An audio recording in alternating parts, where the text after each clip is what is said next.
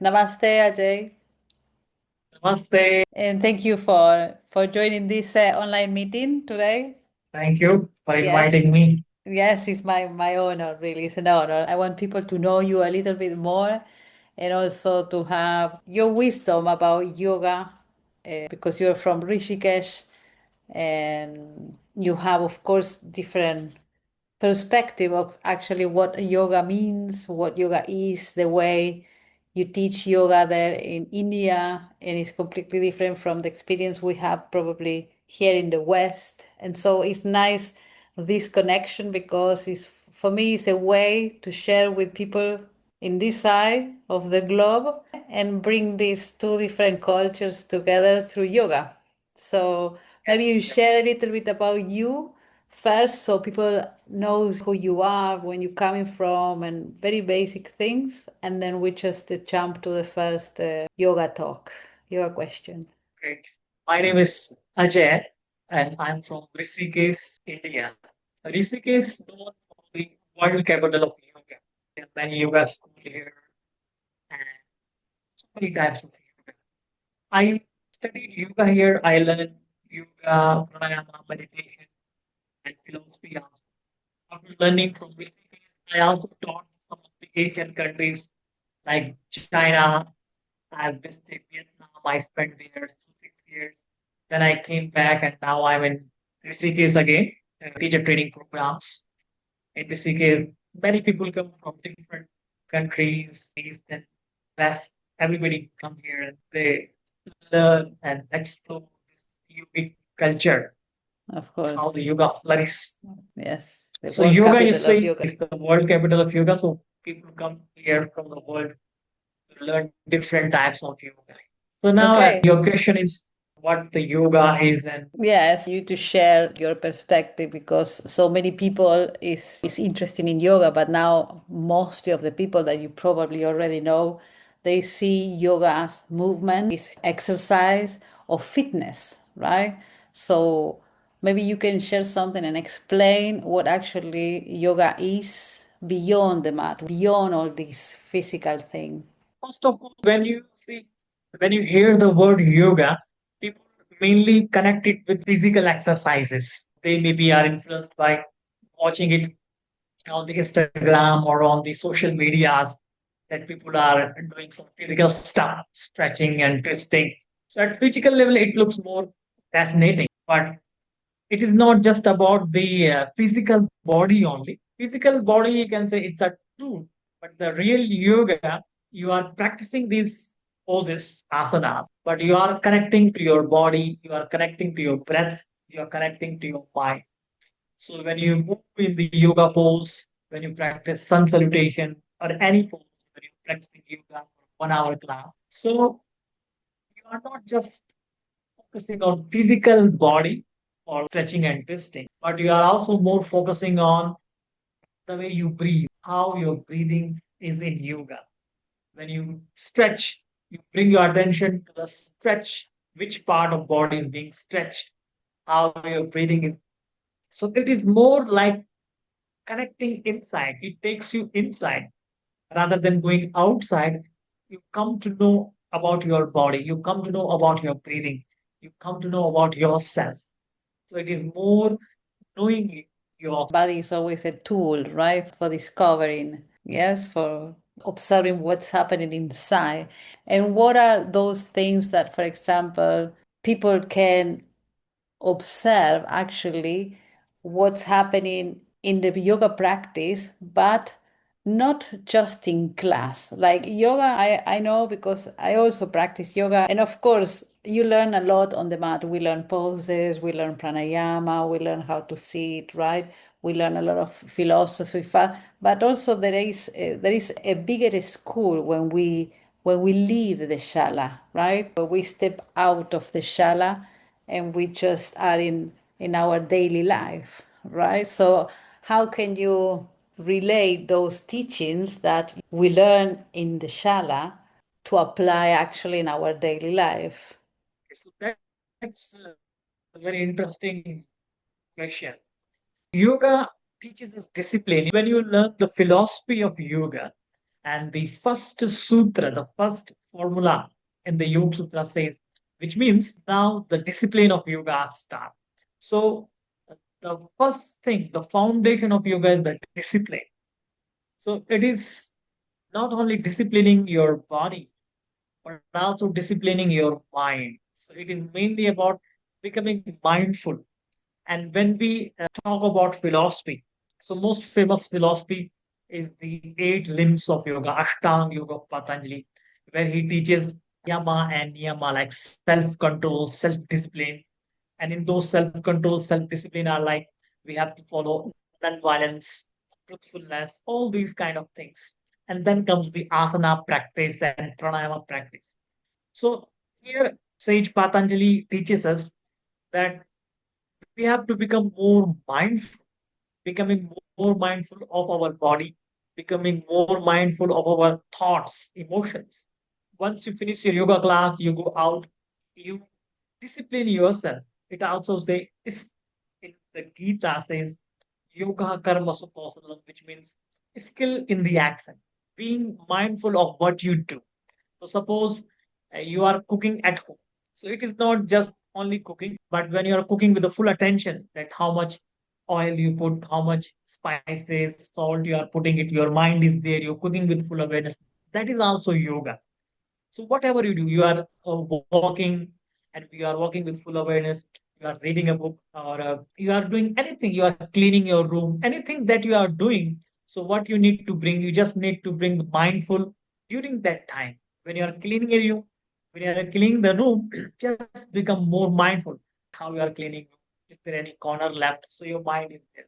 Anything that you do your day-to-day life, you become more mindful, more aware of what you do and what you think also. What are your thoughts? Are you getting jealous of somebody? Or are you getting angry on somebody? Or are you getting love, hate, whatever feelings you go through in day to day life, whatever thoughts, whatever emotions come? Yoga is just observe those emotions also, observe those feelings also, and without attachment. So that's how Yes, you it's, can put it into practice, becoming more aware, more mindful of what you do, what you think in the whole day. we start actually turning, instead of looking outside, we turn our eyes inside. Yes, yes, Yes, this is yes, also for me is like that, right? Well, when practicing, you start to become even more aware of yourself because what's yes, happening outside is what's happening outside. And then sometimes it's so far, no? In the ways in the West, this type of understanding of just considering a yoga practice as a yoga asana, and that the practice just die there on the mat, in the muscles, in the fitness, in the joints, and that's it. And yoga is such a profound discipline, isn't right. it? It takes you inside. It will. Yes, definitely. How can the ancient teachings of Hatha Yoga, especially pranayama and meditation, help to navigate the challenges of modern life? So, how the practice, which is so old, right, can help us to deal with daily challenges or obstacles in life. You see, these techniques were developed so many years ago, but still they are relevant to us in today's lifestyle. Mainly, as you see, we all are mostly are going extroverted, going outside. Our eyes always watch outside. Our senses are going outside. We see people, we see things happening around us. So whatever we see, whatever we hear, that's what goes on in our mind. But when we practice asana, this pranayama breathing technique, that time we are stopping the outer flow. We are stopping our senses to go out, but we turn them inside. It is called sense withdrawal. And we bring our attention inside. When we practice this simple breathing technique, we are observing our breath, making our breath longer, deeper. So you see, breath and mind, they go together. If suppose, for example, if you are having stress, tension, or you are so much anxious, so if you check your breathing that time, your breath will be very short and shallow. And on opposite situation, for example, when you are happy, when you are at peace, you are relaxed, That time, if you check your breathing, it will be very slow and regular and very calm. So, which means our thoughts affect our breathing, and our breathing, the way we breathe, it also affect our thought. So, by practicing pranayama, when you practice simple breathing technique, by influencing your breathing, by regulating your breathing, you are trying to control the mind. So, breathing pranayama become a tool to control mind, to understand your mind. So pranayama is helping to control your mind, right? Slow Same down. as the meditations also. When you are practicing meditation, so they are like meditation is also a tool to keep our mind in control, right? Yeah. Meditation is not the ultimate goal. The ultimate goal of yoga is self-realization. So meditation becomes just a medium to understand yourself. Yes. So these are very ancient techniques, but they're so much relevant today. They are so much helpful. They take to understand ourselves better, to just go rather than going outside, go inside, rather than looking other people, we look inside. We are looking our thought, our emotion, our mind, what's happening to our body, what's happening to our mind. Pranayama meditation helping us to cut the flow outside and go inside. Yeah. And then the last question, this is related to the teacher trainings, right? Nowadays, also teacher trainings are very, very famous, right? Everywhere a teacher training is happening, 200 hours or 300 hours or 500 hours. So, what actually are those things that maybe a person will experience before start sharing yoga with others, right? People maybe join a teacher train, and but to me personally there must be something happening inside, right? That suddenly that something is telling you now I'm ready to guide others, because this is, we you say before, this is a very profound discipline, and of course we cannot learn yoga in 1 month or 2 months or even 1 year, right? So what are those things that you consider that a person have to experience before stepping and start guiding others, if you have any thought on this? Before we start teaching other people, what are the things we should be capable of doing, or so that becoming a good yoga teacher. So, first of all, yoga is a lifelong journey. It is not something that we learn in 1 month or 6 months or 1 year. Every month, every day, you are learning new, and you are always a student of. So, always a person who wants to teach yoga, he or she should always consider himself or herself as just a practitioner, a yoga student, not a yoga teacher, because yoga is a lifelong learning. You will learn every time of your life as you age. So, first of all, just becoming a asanas teacher, we must know limitations of body, that everybody has a different body type, everybody has different mindset. When you teach, you have to teach according to people. And first of all, you have to develop self practice. It is mainly when you develop the self practice, you practice by yourself, not only for few months, but you practice at least for 6 months, for 1 year, or even more. Develop the self practice and see the changes in you. See what changes came in your life, how the yoga change your life, how the yoga affect your life.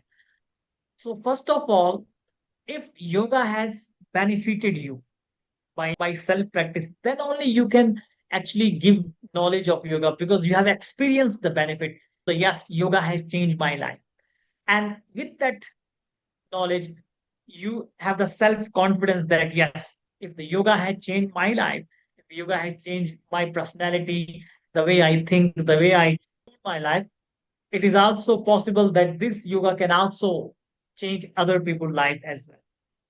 So first of all, a person should do the self practice, develop self practice, and see the changes on him or her, that has yoga changed your life. Then only teach others. At the same time, every moment you are learning, every month, every day you learn new asanas, you learn the anatomy of yoga, you learn a little bit philosophy, and then as I told you, it is like life learning lesson. You will be learning all the time.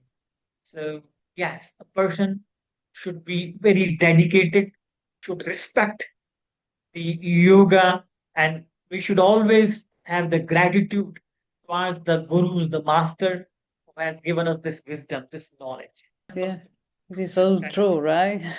It's Yeah, first we need to experience something, right? This transformation, right? right, This is like I always say, the direct experience of something. It's not just a paper. It's not just becoming a teacher just because of a certification. It's something that happen inside of every yoga practitioner, and it's true. We never stop learning in this right, in this life, right, right? yes, There is yes, always something new. Otherwise, yoga become yes, a yes, flat thing. It finish yes, after 10 years. And no, there are yogis or people who practice yoga for 40, 50 years, right?